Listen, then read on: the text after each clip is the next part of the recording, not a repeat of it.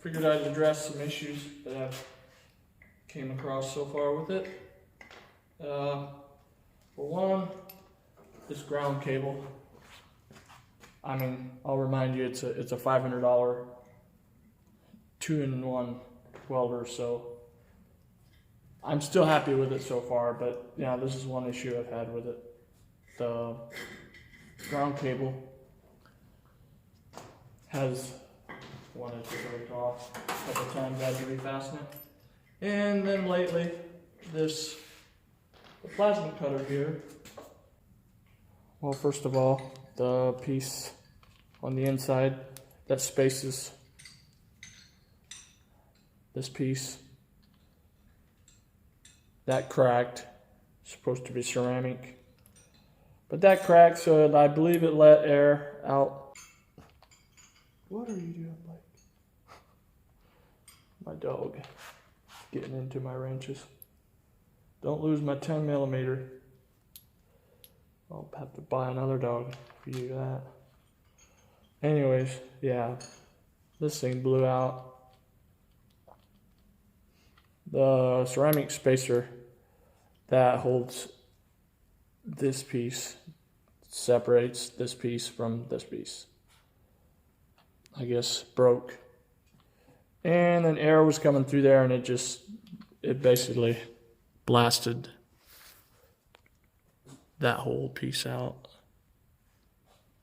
So this whole unit is trash because you can't get another head for this.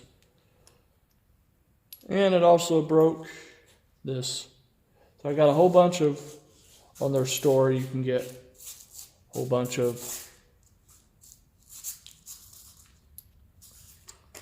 new tips, and you can get a whole bunch of new covers, ceramic spacers, and these whole units here. So I just went and bought another one like this, 40 bucks or 38 something. Pretty cheap, decent price. Yeah, I got a whole bunch of nickel or metal steel tips like this, so it should last longer.